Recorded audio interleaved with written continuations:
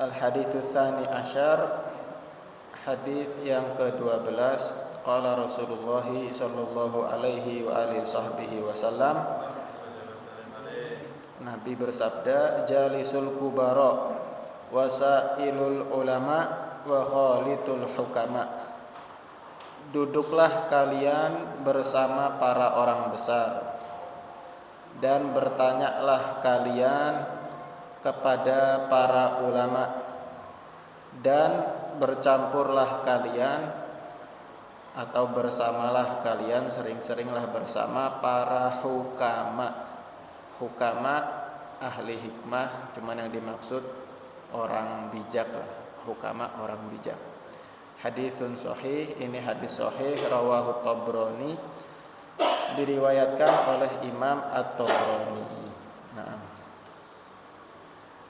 jadi kita sekarang memasuki hadis yang ke-12, berarti ini sekaligus ulang tahun kalau bahasanya, karena pengajiannya sebulan sekali, 1 bulan 1 hadis, berarti sekarang 1 tahun pas. Sekarang 1 tahun, alhamdulillah. Mudah-mudahan bisa istiqomah ke depannya. Amin. Rasulullah bersabda, jalisul kubara, duduklah kalian bersama para orang besar. Yang dimaksud dengan mujalasah adalah kasratul hudur wal julus. Bukan sekedar duduk bersama, tapi banyak atau sering. Sering-seringlah kalian duduk bersama para orang besar. Siapa yang dimaksud orang besar? Yang jelas bukan badannya besar. Siapa yang dimaksud dengan orang besar? Ada 2 kemungkinan, katanya ulama, ada 2 ihtimal. Yang Nabi maksud orang besar ini ada yahtamilu maknaya ini. Ada 2 kemungkinan makna. Al-awwal, kemungkinan pertama, annal murada bihim kibarusin. Yang dimaksud oleh Nabi sebagai orang besar, maksudnya orang yang besar umurnya, dalam arti orang yang tua. Wahum asyuyuh, yaitu para syuyuh, orang-orang tua, 40 ke atas. Dalam ilmu bahasa Arab, orang yang disebut syekh, kalau dari umur itu 40 ke atas. Jadi syekh bisa diartikan orang ahli ilmu, syekh fulan, orang ahli ilmu. Tapi secara bahasa bisa juga orang 40 ke atas disebut syekh, orang tua.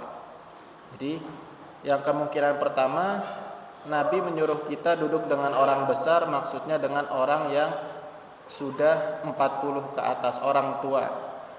Tapi bukan semuanya. Alladzina lahumut tajarub, orang-orang tua yang sudah punya pengalaman hidup.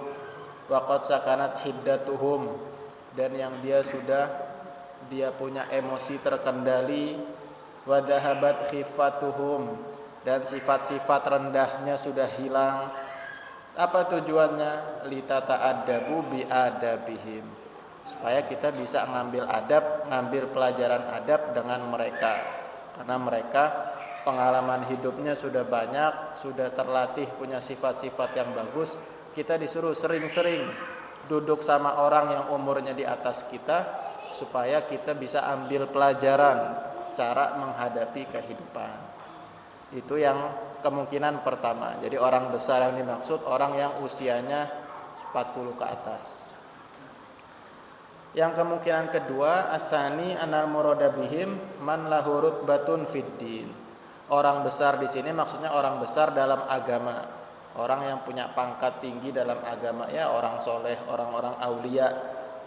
Wa in saghura sinnuhu, walaupun umurnya di bawah kita. Sering-sering duduk sama orang besar, maksudnya orang-orang yang punya pangkat besar di sisi Allah, ya, orang soleh atau orang-orang aulia. Itu ada 2 kemungkinan. Yang jelas kalau mau dapat dua-duanya satu paket, cari orang soleh yang 40 ke atas. Masuk deh ke sini. Pasti masuk. Kita mengamalkan jalisul kubaro, duduklah bersama orang-orang besar. Jadi yang jelas masuk sini, kita cari tuh. Kalau ada masuk satu daerah, cari siapa nih orang-orang besar di daerah ini. Maksudnya orang-orang yang agamanya bagus, orang soleh di daerah ini yang 40 ke atas. 40 ke atas. Jadi sering-seringlah duduk dengan mereka. Nah, ada faedahnya apa? Banyak. Di antara faedahnya ada satu nasihat bagus tentang masalah ini dari kalamnya atau nasihatnya Al-Habib Salim bin Abdullah Asy-Syatiri. Beliau bilang mujalasatul akabir, duduk bersama orang-orang besar, yang versi beliau ini orang-orang besar dalam agama, orang-orang soleh, orang-orang awliya, hadir di majlis-majlisnya mereka, ta'udu alal insan walau ba'dahin, akan kembali manfaatnya untuk orang tersebut walau ba'dahin, walaupun secara tidak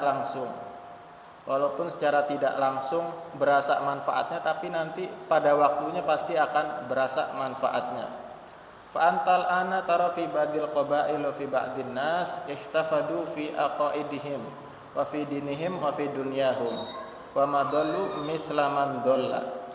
Sekarang coba kita lihat betapa banyak golongan-golongan, qabilah-qabilah dari sebagian masyarakat yang dia bisa akidahnya selamat, agamanya selamat, dunianya selamat. Di saat yang sama ada lagi golongan-golongan yang rusak sudah, akidahnya kemana, agamanya lemah, dunianya nggak karuan. Kok bisa ada perbandingan dua kelompok itu padahal mereka hidup di zaman yang sama. Wa khususon fi ayamil fitnah, apalagi di zaman-zaman yang penuh fitnah. Kok bisa ada dua kelompok yang hidup di zaman yang sama, yang satu bisa teratur urusan agama dan akidahnya, yang satu rusak, terkena fitnah zaman. Apa sebabnya? Wahada li'anna kullahum tajidulahum aba wa ajdad jalasu akabir. Karena satu kelompok ini yang agama dan akidahnya selamat, kalau mau kita teliti, orang tuanya dan kakek-kakeknya dulu sering hadir majelis-majelis orang besar, sering hadir majelis-majelis orang soleh. Dan para orang tua dan kakeknya mereka ini hadir majelis orang besar bihusnidzon, dengan prasangka yang bagus kepada orang-orang besar ini, sehingga wada'aulahum wali auladihim wali dzurriyyatihim bil barakah wal hifdz. Nah, di dalam majelis-majelis orang besar atau orang soleh yang dihadiri oleh ayah dan kakek si kelompok tadi, orang-orang soleh ini doanya bukan cuman buat yang hadir, didoakan buat keturunannya, dzurriyyahnya dan seterusnya. Nah, fakana dzalika sababan lidzalik. Nah, doa-doa orang besar terdahululah yang menjadi selamat golongan itu di zamannya. Jadi gambarannya kayak kita nih sekarang. Dari sekian banyak orang yang bisa hadir sekian, bisa jadi ini doanya orang-orang soleh dulu yang orang tua kita hadir di majelisnya. Karena orang soleh kalau udah di majelisnya baca doa bukan buat yang hadir aja. Biasanya kalau yang antum sering dengar Al-Fatihah, wa usulihim wa furu'ihim, ada tuh kalimat tuh biasa, wa usulihim wa furu'ihim, wa usulihim dan buat orang tuanya, wa furu'ihim dan buat keturunannya. Jadi didoain semua, atasnya didoain, bawahnya didoain. Semakin sering kita hadir majelis orang soleh, di situ yang kena doa bukan hanya kita punya keturunan dapat doa juga di situ. Nah, jadi bisa jadi walaupun kita hadirnya sekarang, yang ngerasakan manfaat doanya nanti anaknya, cucunya, cicitnya dan seterusnya. Nah, itu diantara faedah menghadiri majelis orang soleh. Jadi dapat doanya, yang doanya bukan buat hanya yang hadir, keturunannya pun dapat doa walaupun keturunannya belum lahir. Nah, kemudian wa mujalasatul akabir wal awliya wal arifin yang baqi lil insan an yulazimaha wa la yafrut fiha fa inna barakataha ta'udu walau ba'da hin fi hayatihim wa ba'da mautihim. Dan makanya sebab itu lazimilah atau ya haruskanlah kita untuk pernah menghadiri majelis-majelis orang besar, karena manfaatnya pasti kembali baik di dalam hidup ataupun setelah wafat. Wa akhirul lahdoh ta'udu barakatuha ala insan indal maut alal aqal innaka tamutu ala husnil khotimah. Dan paling mentok-mentoknya kita akan merasakan manfaatnya sering hadir majelis orang besar adalah di akhir hayat, karena itu mempermudah kepada orang yang sering hadir majelis orang besar untuk mendapatkan husnul khotimah. Jadi itu paling minimalnya insya Allah akan menjadi sebab kita dipermudah untuk mendapat husnul khotimah. Nah, sekarang timbul pertanyaan, kadang orang tidak merasakan langsung. Saya udah sering saya hadir majelis orang besar, orang soleh, kayak hidup nggak ada perubahannya, gitu-gitu aja. Ya sayanya tetap begini, saya punya anak ya tetap begitu, kok nggak ada perubahan. Nah, rubbama innaka lam tuhis bi syai' wa lam tash'ur bi syai'. Terkadang memang kamu yang menghadiri majelis orang besar nggak merasakan perubahan apapun. Nah, perumpamaannya misaluha qalu mislan numul jasmani wa numut tifil. Nah, kenapa? Karena memang keberkahan yang didapat dari hadir majelis orang soleh itu sama ulama diumpamakan seperti pertumbuhan anak atau pertumbuhan badan. Maksudnya gimana? Fa anta taratifil kula yaumin kama huwa ma'a annahu yanmu wa yazid fi jismi qadra arba'ah asabi fi kulli sana walakin lam tuhis bi syai'. Ibarat anak kecil, kita enggak ngeh pertumbuhan anak kecil tuh sebenarnya tiap hari numbuh sedikit, tambah tinggi berapa senti. Cuman enggak kelihatan, sadar-sadarnya udah tinggi aja. Kita nggak pertumbuhannya tuh kita nggak bakal berasa, padahal dia tumbuh tinggi setiap harinya, nambah sekian senti, sekian 0,0 sekian senti, bukan nggak tumbuh tuh tambah tinggi tuh, cuman kita nggak berasa, nanti baru sadarnya pas udah kelihatan beda 10 senti, tambah tinggi aja, dulu perasaan segini sekarang udah segini. Nah itu bukan tumbuhnya, pertumbuhannya bukan malamnya segini besok paginya segini, enggak, padahal dia tiap hari ada tumbuh sedikit, tapi enggak berasa karena saking bertahapnya enggak dirasakan. Nah sama begitu juga majelis orang soleha kadal asrarul ilahiyah mithil hada. Nah, sir ilahi, rahasia yang Allah berikan atau keberkahan yang Allah berikan kepada orang yang hadir majelis orang soleh, orang besar, umpamanya kayak begitu, enggak langsung kelihatan, langsung hidupnya berubah drastis, enggak, ada tapi sedikit-sedikit. Tetap ada yang didapatkan walaupun enggak berasa, tapi ada. Walaupun enggak berasa tapi ada. Itu perumpamaannya. Atau kayak tanaman, pohon. Perasaan nanam masih segini, seminggu lagi udah segini. Nah, numbuhnya bukan sehari langsung segini tuh, tiap hari tuh nambah sedikit. Itu sama kurang lebih proses keberkahan yang kita dapat dari hadir majelis orang-orang soleh, umpamanya kayak begitu. Jadi bukan, walaupun sekilas kita nggak merasakan, tapi harus diyakini ada keberkahan yang kita dapat baik untuk diri sendiri ataupun keturunan kita.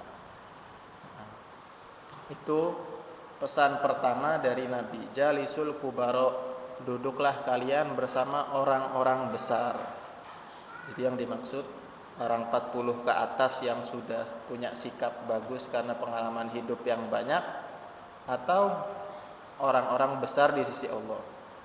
Terus seandainya saya kayaknya udah termasuk kubaro, gimana mau ngamalin yang ini? Saya udah 40 ke atas, mau ngamalin yang duduk sama orang 40 ke atas kayaknya sama aja, satu lettingan. Maka gimana? Ya paling enggak kalau kita yang sudah posisi 40 ke atas, bantulah yang muda-muda untuk menjadi sosok yang ada di hadis ini. Dalam arti, jadilah orang yang sudah 40 ke atas yang bisa jadi contoh buat anak muda. Jadi kalau anak muda duduk sama yang antum 40 ke atas, jadilah orang-orang yang bisa diambil pelajaran hidupnya. Saya jangan udah 40 ke atas, ya apa nih, Indonesia masuk final, masuk Piala Dunia, udah bukan waktunya deh. Sudah 40 ke atas. Para anbiya itu diutus umurnya 40 ke atas semua. Apa hikmahnya? Karena dikatakan orang kalau sudah umur 40 sudah sempurna imannya. Puncak tertinggi iman seseorang itu biasanya di umur 40 tahun. Jadi orang masih muda imannya naik turun. Terus 40 itu biasanya puncak keimanan seseorang di umur 40. Jadi orang mestinya kalau udah 40 sudah lebih kencang di agamanya. Sampai ada juga satu riwayat, barang siapa yang sudah 40 ke atas, kejelekannya masih lebih banyak daripada kebaikannya, falyatabawa maq'adahu minan nar, siap-siapin aja nih. Tempat duduknya di neraka siap-siap aja.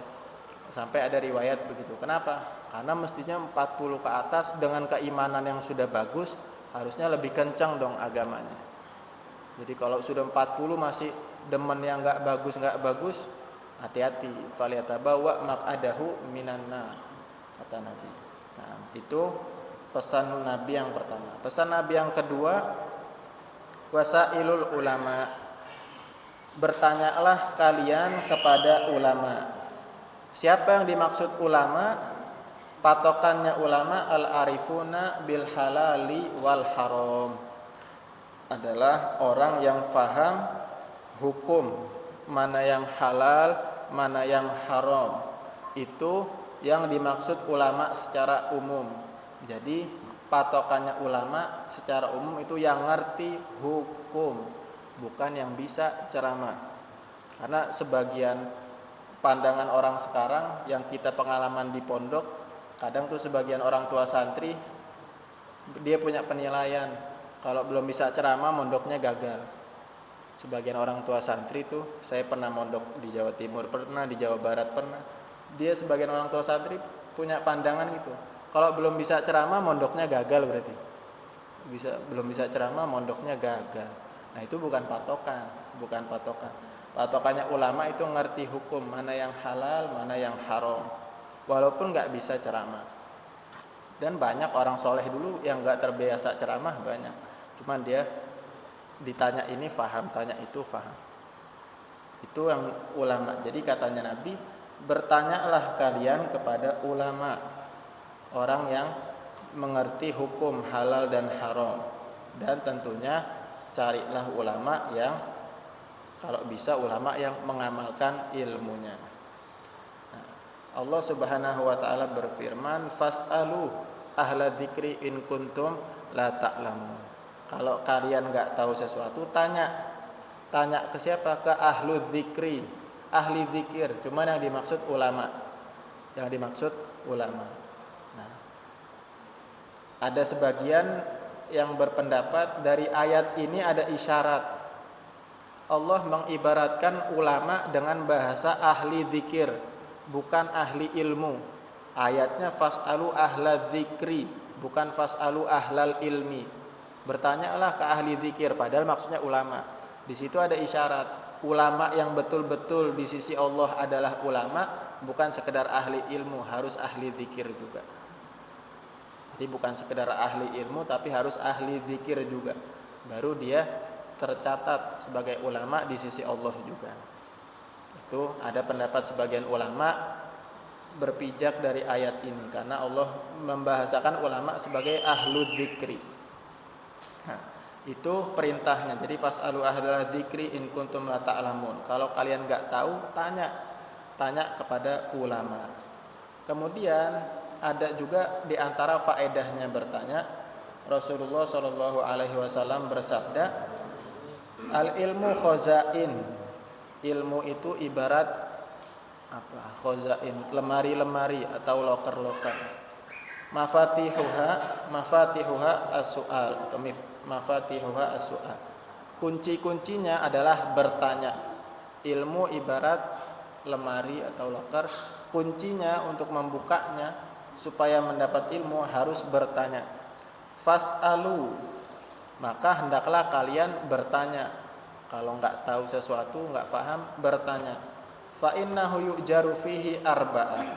Karena sesungguhnya apabila ada orang yang bertanya akan ilmu, yang dapat pahala 4. Jadi ada satu riwayat hadis, barang siapa orang yang bertanya ilmu, yang dapat pahala 4. Yang pertama as-sa'il, orang yang nanya dapat pahala.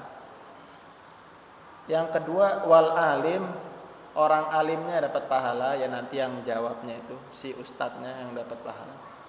Yang ketiga wal mustami, orang yang menyimak, yang nanya 1, yang jawab 1, yang nyimak sekian, yang menyimaknya dapat pahala.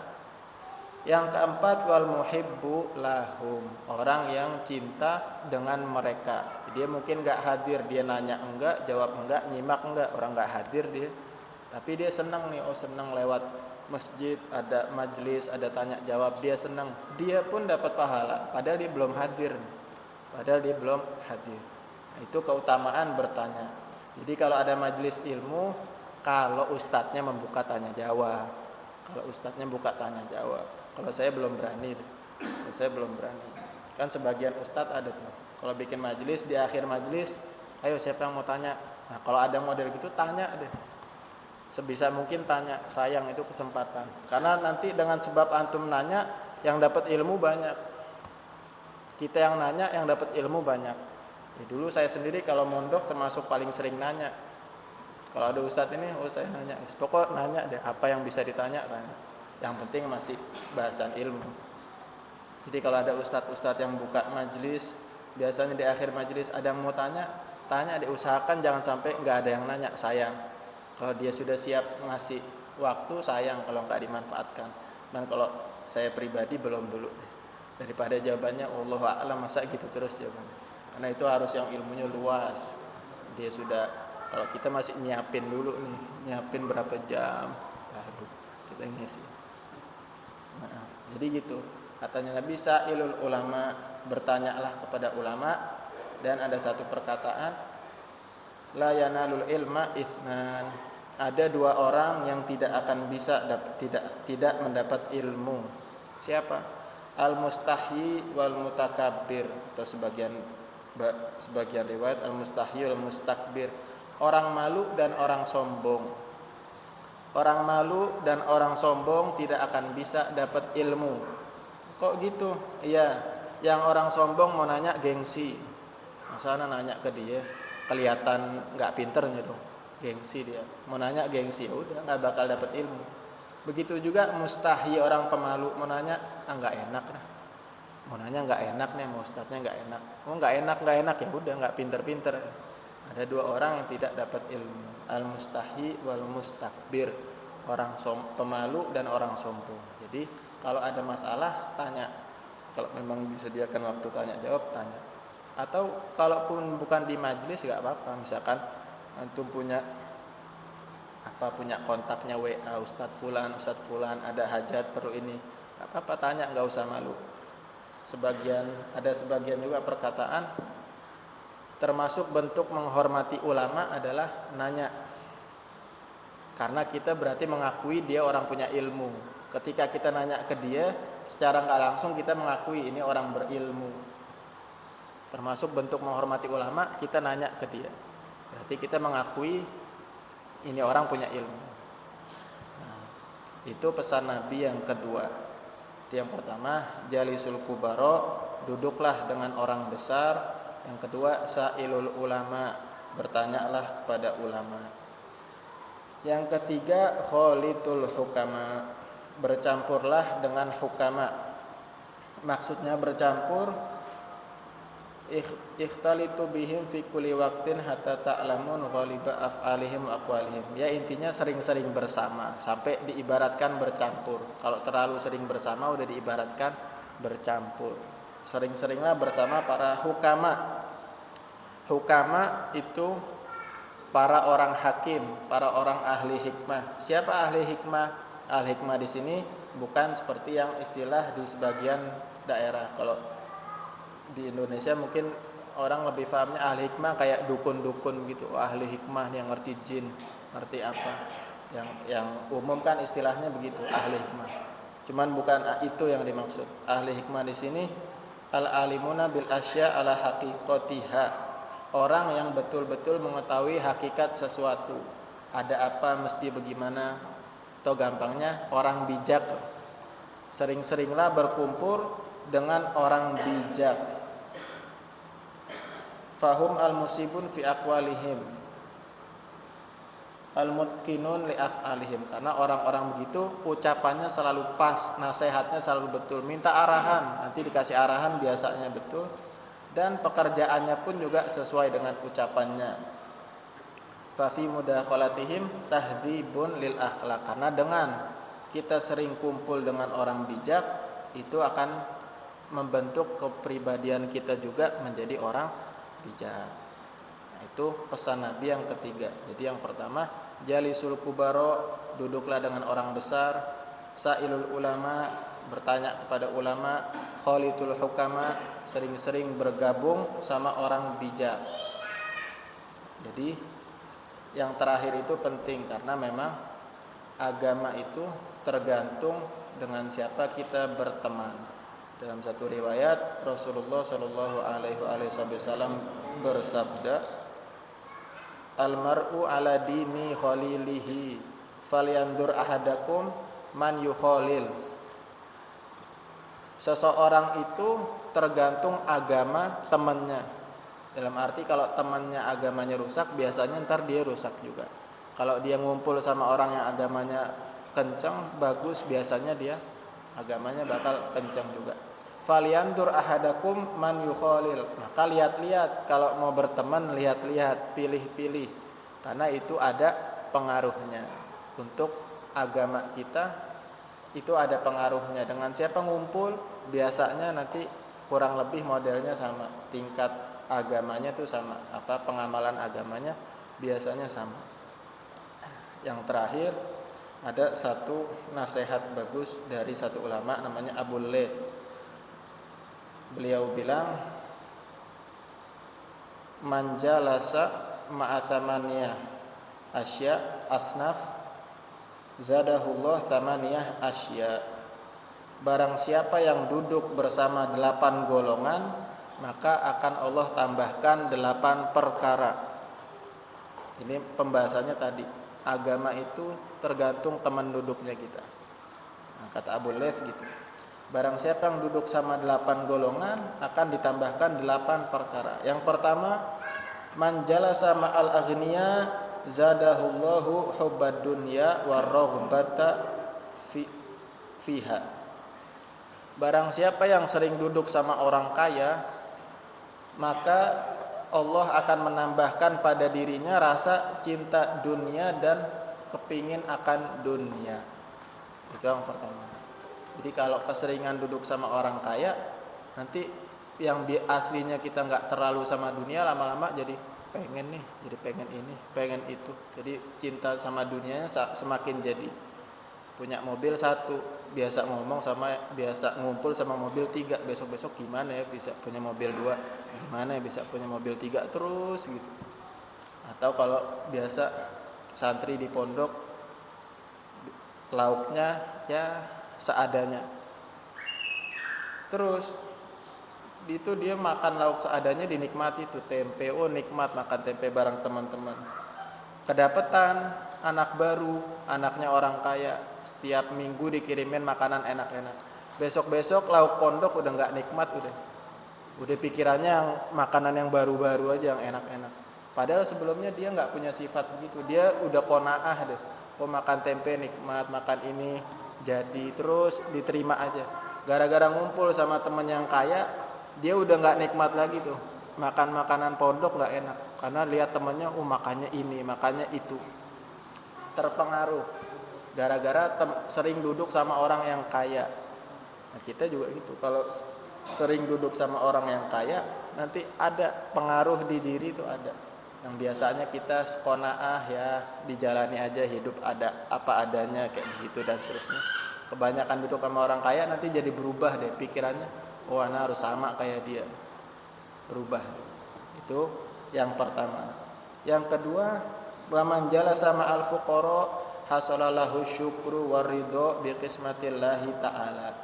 Barang siapa yang sering duduk sama orang fakir, kebalikannya, maka dia akan punya timbul sifat rasa syukur dan ridho dengan apa yang sudah Allah bagikan buat dia. Mungkin kita sekarang punya kendaraan atau punya rumah dan sebagainya, mungkin terasa biasa.